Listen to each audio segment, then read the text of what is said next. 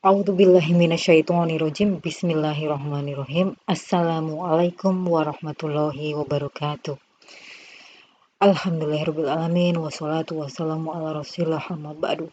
Asyhadu an la ilaha illallah wahdahu la syarikalah wa asyhadu anna Muhammadan abduhu wa rasuluh amma ba'du. Kaifa halukunna anak-anakku semua? Alhamdulillah baik ya. Barakallahu fiik. Begitu juga Ustazah di sini, alhamdulillah dalam keadaan sehat walafiat, tak kurang suatu apapun, ya. Dan saya doakan semoga kalian di situ juga sehat walafiat, istiqomah dalam belajarnya, kemudian tetap semangat, ya. Dan kita sama-sama berdoa ya, semoga wabah COVID pandemi ini segera berakhir dan diangkat wabahnya oleh Allah Subhanahu wa taala dan kita bisa bertemu dalam situasi tatap muka nanti di pondok pesantren Islamic Center Binbas.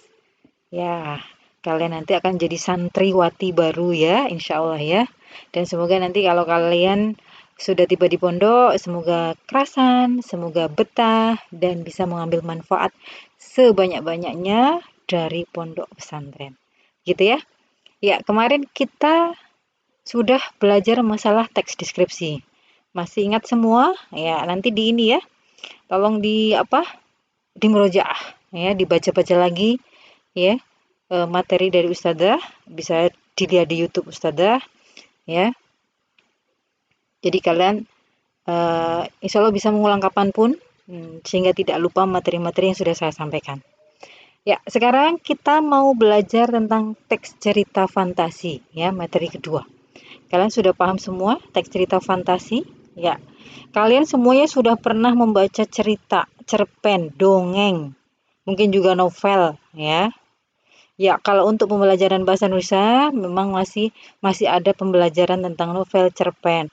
Walaupun ya perlu saya sampaikan, sebenarnya kita sebagai seorang mukmin ya, seorang santri itu aturannya sebenarnya tidak boleh ya, aturannya tidak boleh itu membaca cerpen, membaca novel. Kita pelajari hanya sekedar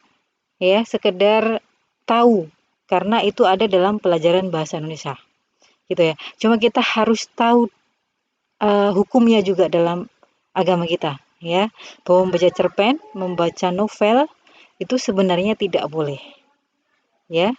Dibolehkan hanya untuk beberapa hal. Pertama, ya, kalau memang ceritanya itu nyata atau fakta, itu boleh kita belajar, itu boleh kita membacanya, gitu ya. Kemudian di situ ada ibroh, ada hikmah yang bisa kita ambil, seperti kisah-kisah sahabiah, kisah-kisah sirah Rasulullah. Nah itu boleh kita ambil, boleh kita baca, ya. Tetapi kalau dalam cerpen atau novel tersebut ada unsur kebohongan, unsur kedustaan, maka itu tidak boleh ya. Dan kita untuk saat ini belajar hal tersebut hanya sebagai tuntutan kurikulum atau tuntutan bahasa Indonesia, karena nanti biasanya ujiannya kalau dari ujian negara ada hal-hal tersebut gitu loh ya. Paham ya? Jadi kalian harus bisa menahan diri ya. Kalau membaca, kalian boleh membaca apapun, tapi tolong kalau itu, dan yang kedua, kalau itu memang cerita-cerita fiktif atau cerita tidak nyata, cerita yang penuh dengan kebohongan, maka tinggalkan. Silakan membaca yang lebih bermanfaat. Terus yang kedua, kenapa kita tidak boleh membaca cerpen dan novel? Itu karena biasanya bisa melalaikan. Meskipun kita kadang bisa mengambil sesuatu berharga, sesuatu yang bermanfaat atau kata-kata yang indah, kata-kata yang bagus yang bisa kita jadikan pedoman hidup, cuma mudorotnya atau biasanya akibatnya adalah melalaikan dari mengingat Allah. Itu salah satu alasan mengapa cerpen novel itu dilarang. Dan nanti kalian kalau ke pondok tidak boleh membaca novel cerpen ya, tidak boleh membawa karena akan dilarang ya. Biasanya kalaupun nanti membawa akan dikembalikan ke orang tua atau disita. Seperti itu ya. Jadi nanti kalau ke pondok silakan membaca bacaan Islam, bacaan yang memang sudah sahih sebagai bacaan ilmiah seperti sirah Rasulullah, ya, kisah-kisah nabi, kisah-kisah ulama. Nah, itu boleh. Dan itu sebenarnya juga banyak kisah ya, banyak kisah yang bisa kita baca nikmati sebagai sebuah kisah yang seperti novel seperti itu ya. Itu ya. Nah, sekarang saya mau memberikan kalian materi tentang cerita fantasi. Apa fantasi? Atau fantasi kalian udah tahu semua ya, khayalan. Ya. Jadi cerita fantasi merupakan salah satu genre itu jenis cerita yang sangat penting untuk melatih kreativitas. Berfantasi secara aktif bisa mengasah kreativitas. Ya. Dengan berfantasi, kalian bisa menjadi penulis hebat. Nah, di Indonesia ini kita memiliki penulis hebat yang menulis berbagai cerita fantasi, yaitu Ugi Agustono, Joko Lelono. Mereka menulis cerita fantasi dengan nuansa lokal, nuansa daerah. Jika kalian belajar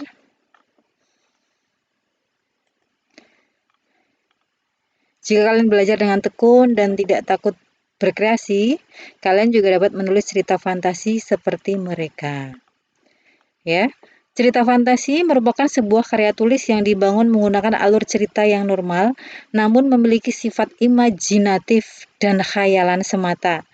Pada cerita fantasi, hal yang bersifat tidak mungkin merupakan hal yang biasa dan bukan hal yang aneh, bahkan sengaja dilebih-lebihkan. Jika dilogikakan, tidak akan pernah terjadi di dunia nyata. Nah, ini contohnya apa? Dongeng, ya.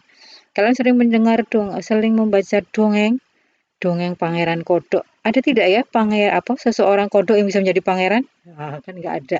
Ya, terus dongeng bawang merah, bawang putih. Semuanya pernah ya, Cinderella. Coba kalau dalam kehidupan sehari-hari, ada tidak ya seorang bawang merah, bawang putih, bawang merah yang sangat galak, sangat jahat, tidak ada baik-baiknya sama sekali, ya. Kemudian ada bawang putih, ya, seorang anak tiri yang siksa, hanya disuruh masak di dapur sehingga namanya Cinderella. Cinderella itu artinya wanita yang penuh dengan jelaga atau angus. Tahu angus? Orang Jawa sih tahu. Nah, itu ya. Jadi di dapur saja itu kerjaannya. Nah, kan seperti kalau dalam kehidupan sehari-hari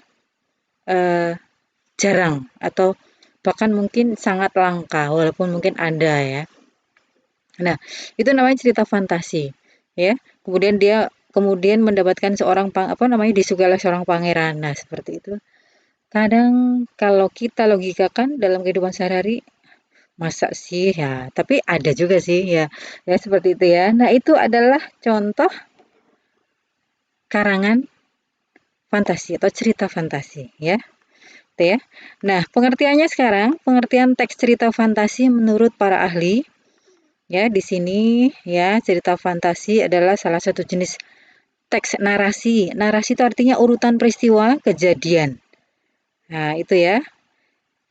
Itu artinya dari narasi. Jadi, biasanya cerita fantasi itu merupakan urutan kejadian atau kisah.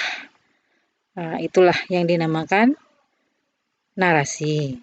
Jadi, cerita fantasi biasa juga disebut cerita narasi. Tapi narasi yang fiksi. Itu ya, kata lain dari cerita fantasi adalah teks narasi fiksi. Kalau yang narasi non-fiksi, yaitu misalnya berita ya, berita nasional, berita daerah itu adalah narasi non-fiksi. Memang sejarah, biografi, nah itu namanya narasi fiksi. Fiksi dan non-fiksi, fiksi itu khayalan, non-fiksi adalah ilmiah. Paham ya? Nah, ini ada beberapa pengertian tentang cerita fantasi. Yang pertama adalah cerita yang berupa teks narasi atau kejadian atau urutan peristiwa. Yang kedua, cerita fantasi adalah cerita yang menampilkan tokoh, alur, latar, atau tema yang derajat kebenarannya diragukan, baik menyangkut hampir seluruh maupun hanya sebagian cerita. Itu ya. Terus itu menurut ahli Nurgiantoro dalam bukunya yang terbit di tahun 2012, halaman 295. Bisa kalian lihat. Kemudian cerita fantasi menurut Haq dan kawan-kawan adalah cerita yang memiliki makna lebih dari sekedar yang dikisahkan. Nah, cerita fantasi bukan hanya cerita yang berkisah dengan tokoh-tokoh supranatural yang lazim muncul pada cerita masa lalu, tetapi juga dapat melibatkan tokoh dan kehidupan modern. Cerita fantasi menciptakan dunia imajinatif yang diciptakan sendiri oleh pengarang cerita. Ya. Kemudian, cerita fantasi ini termasuk dalam salah satu karya sastra ya, meskipun karya sastranya lebih kepada anak, lebih kepada tujuannya untuk anak gitu ya. Karena biasanya dalam dongeng-dongeng itu ada kisah-kisah yang menarik yang anak memang suka gitu ya. Jadi biasa kita menyelipkan hikmah-hikmah atau pelajaran-pelajaran ke cerita fantasi tersebut untuk memberikan pelajaran kepada anak-anak kita. Nah itu ya, maka biasanya ada juga yang menyebut bahwa cerita fantasi adalah salah satu ragam sastra anak. Itu ya.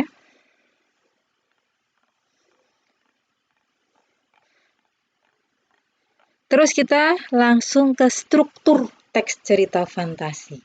Struktur itu apa ya? Ada yang tahu struktur?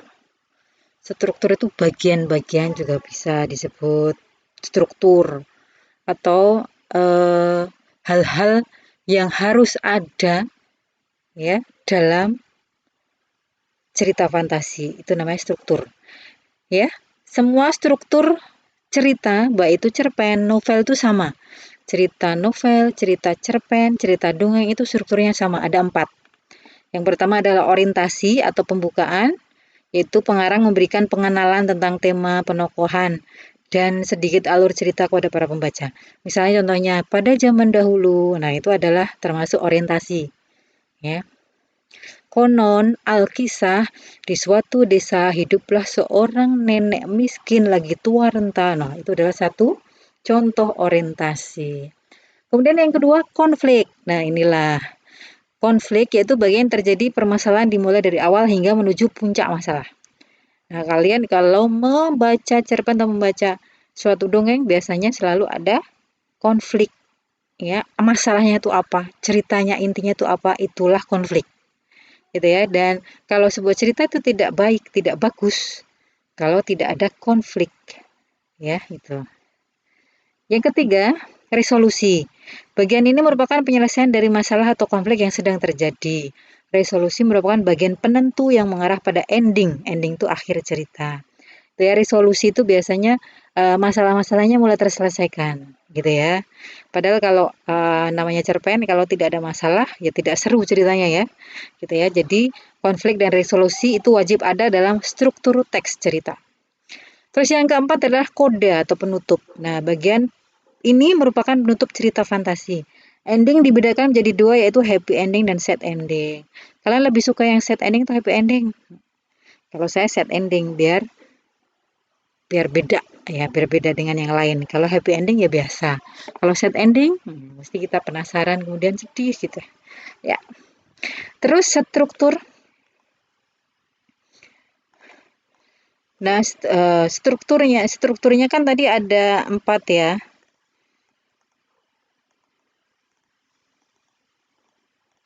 Kalian sudah paham semua ya. Orientasi, komplikasi, resolusi, dan koda. Terus sekarang ciri-ciri. Ciri-ciri cerita fantasi itu ada 6 bagian. Yang pertama, ada keajaiban atau misterius atau aneh. Atau sesuatu yang langka, sesuatu yang aneh yang tidak ada seperti di dunia itu sebenarnya tidak ada, ya, itu. Misalnya yaitu sering yang sering kita dengar, misalnya seseorang tiba-tiba menjadi kodok, kemudian tiba-tiba menjadi pangeran, tiba-tiba menjadi serigala, tiba-tiba menjadi siluman. Nah, itu adalah ciri cerita fantasi. Fantasi banget pokoknya. Lebay atau halu kalau kalian sekarang lihat ya. Kalau kalian sekarang menyebutnya halu ya. Terus yang kedua, ide cerita. Ide cerita terbuka terhadap daya khayal pengarang, tidak dibatasi oleh realitas ya. Jadi tidak diatur bahwa harus seperti ini, harus sesuai dengan kenyataan, tidak. Silakan kalian mau berkreasi seperti apa, silakan kalau dalam cerita fantasi. Gitu ya. Cerita temanya biasanya berupa supranatural atau gaib atau futuristik. Futuristik itu apa? Ya, sesuatu yang berlebihan, gitu ya. Terus yang nomor 3, menggunakan berbagai latar, ya. Kalian sudah tahu latar, ya. Latar itu artinya tempat terjadinya cerita, ya. Ada tempat, ada waktu, ada suasana, ya. Itu. Terus yang keempat, tokohnya unik, ya. Biasanya mempunyai kesaktian, ya, mempunyai hal-hal yang di luar nalar manusia, gitu ya. Bisa terbang ke angkasa, bisa berubah menjadi kera. Nah, itu adalah tokoh unik. Terus yang kelima, bersifat fiksi. Fiksi tadi apa? Fiktif, khayalan, fantasi, ya. Jadi sebenarnya yaitu kebohongan atau sesuatu yang tidak nyata. Terus yang keenam, bahasa. Nah, biasanya sebuah cerita supaya menarik menggunakan bahasa yang bagus, bahasa yang runtut, bahasa yang urut, dan bahasa yang menarik, gitu ya. Dan kemudian bahasanya juga indah. Itu supaya kita sebagai pembaca mau membaca cerita tersebut. Jadi harus dibuat sebagus mungkin. Gitu ya. Biasanya menggunakan kata-kata kiasan, majas. Nah, itu ya. Kemudian sekarang unsur-unsurnya. Unsur yang ada dalam cerita. Kalian sudah pernah belajar waktu di SD dulu? Ya. Semua cerita itu ada 6 unsur. Nomor 1, tema. Tema yaitu ide atau dasar pembuatan cerita tersebut itu apa. Misalnya saya mau membuat cerita tentang persahabatan. Nah, berarti temanya persahabatan. Saya ingin membuat cerita tentang kasih sayang seorang ibu kepada anaknya. Berarti temanya adalah kasih sayang. Kemudian, misalnya saya mau membuat tentang cerita kisah-kisah Islami. Ya, berarti temanya adalah agama. Gitu ya. Tema cukup satu kata saja. Keagamaan, kasih sayang, ya, persahabatan, pengabdian. Nah, itu ya. Jadi kalau kalian ditanya apa temanya, silakan jawab yang pendek-pendek saja. Misalnya kebencian, misalnya seperti itu ya. Kemudian tentang lingkungan, ya. Seperti itu. Jadi tema itu salah kalau kalian menyebutnya panjang sekali. Misalnya tentang kehidupan seorang lagi itu berarti bukan tema, tapi itu topik. Tema lebih kepada satu statement atau satu pernyataan. Ketuhanan, keagamaan, kasih sayang, persahabatan, ya. Terus misalnya misalnya contoh yang lain selain keagamaan, selain persahabatan, yang sering kita kejahatan, ya, keburukan manusia, nah misalnya itu ya. Nah, itu tema. Terus yang kedua adalah alur. Alur itu jalan cerita atau peristiwa-peristiwanya disusun seperti apa, saling berkaitan. Ada dua, misalnya kalau kalian mungkin sudah paham alur mundur, alur maju ya. Alur mundur itu berarti biasanya ceritanya sudah gede duluan, terus baru cerita dulu masa kecil, itu contohnya. Atau sudah pada puncak cerita, kemudian cerita yang tadi-tadi. Nah, itu ya. Kalau alur maju, nah itu dari sesuatu yang kecil kemudian membesar. Nah, itu ya. Itu namanya alur maju. Kemudian tokoh dan penokohan, yaitu tokoh itu adalah orang-orang yang ada dalam cerita tersebut. Itu tokoh. Kemudian penokohan itu sifat-sifatnya atau karakternya.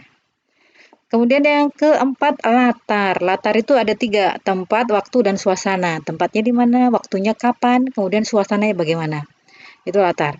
Nah, sudut pandang. Sudut pandang itu cara pengarang mengemukakan ceritanya atau menceritakan kisahnya, itu adalah sudut pandang. Dia menggunakan kata aku, misalnya kamu atau kalian atau atau nama-nama orang, itu adalah sudut pandang. Kemudian yang keenam itu amanat. Amanat itu hikmah atau pesan yang bisa kita ambil atau yang ingin disampaikan pengarang kepada pembacanya. Misalnya tentang bawang merah bawang putih, Cinderella. Itu kira-kira amanatnya apa? Kalian udah paham ya? Insya Allah bisa mencari amanatnya. Ya, bahwa tidak boleh jahat kepada saudara tiri. Ya, harus harus harus sabar dengan semua cobaan hidup. Itu contoh hikmah dari kisah Cinderella. Nah, itu ya. Kemudian sekarang kaidah kebahasaan teks cerita fantasi. Kaidah kebahasaannya yang nomor 1 adalah menggunakan kata ganti. Kaidah kebahasaan ya, kemarin kita sudah singgung ya pada masalah teks deskripsi, yaitu hal-hal kebahasaan atau pelajaran bahasa yang bisa kita ambil dari cerita tersebut. Itu artinya kaidah kebahasaan. Jadi pelajaran-pelajaran bahasa Indonesia atau tata bahasa apa saja yang bisa kita pelajari dalam pelajaran tersebut. Nah, biasanya dalam cerita fantasi itu menggunakan kata ganti atau nama orang. Ya, aku, mereka, dia, Diko, engkau, Anissa, Farida. Nah, itu ya. Menggunakan kata yang mencerap panca indera. Ya, contohnya ya. Dalam ini kalian bisa baca ya dalam PDF-nya. Latar tempat contohnya 3 pohon berjajar rapih berdiri dengan kokoh. Sayap-sayap burung yang mulai mengepak menggoyangkan daun-daun dalam dahan. Hembusan angin yang tak biasa menggemparkan kota Zaitun di sore ini. Nah, ini latar tempat. Tempatnya di mana? Kota Zaitun. Latar suasana. Air mata pun jatuh di pipi Pangeran Sin. Sepucuk surat dari sang nenek menjadi saksi kepiluannya. Tawa canda Pangeran Sirna. Nah, suasananya sedih. Latar waktu, pagi hari seperti biasa para agen mempersiapkan diri. Matahari bersinar terang, hawa semangat. Kokok jago bersautan menyambut hari telah datang. Kemudian yang ketiga, menggunakan pilihan kata yang biasanya indah. Pilihan katanya biasanya dipilih yang bisa membuat cerita tersebut mempunyai nilai rasa indah, sahdu, ya, gitu ya. Itu adalah contoh kata-kata yang biasa dipakai dalam cerita, ya. Kalau sebuah cerita itu bahasanya tidak indah, ya kita malas membacanya ya. Kalau lempeng aja, bahasanya baku, ya biasanya, ya kalau itu karya ilmiah, ya. Kalau sebuah cerita biasanya bahasanya mendayu-dayu, gitu ya. Terus menggunakan kata sambung penanda urutan waktu. Misalnya sementara itu, tiba-tiba, ketika, sebelum. Nah, gitu ya. Kemudian menggunakan kata atau ungkapan keterkejutan, ya. Tiba-tiba, tanpa kuduga cermin ajaib berpindah tempat. Ya, terkejut. Ya, biasanya karena memang ada hal-hal yang di luar logika. Kemudian menggunakan dialog atau kalimat langsung. Contoh, teriak ninja dengan penuh kecemasan. Berlarilah, monster itu mengejarmu, teriaknya. Nah, ya. Kemudian, kalau nanti kalian sudah memahami apa itu cerita fantasi, maka kalian diharapkan bisa membuat cerita. Nah, apa saja langkah-langkahnya? Nomor 1, memilih topik atau tema atau dasar penceritaan, ya, atau idenya. Aku mau menulis misalnya tentang hikmah dari sebuah kejujuran. Nah, seperti itu ya. Nomor 2, mengumpulkan materi atau melakukan riset. Kalian pernah mendengar mungkin cerita HKTCTI. Apa itu? Ada yang tahu?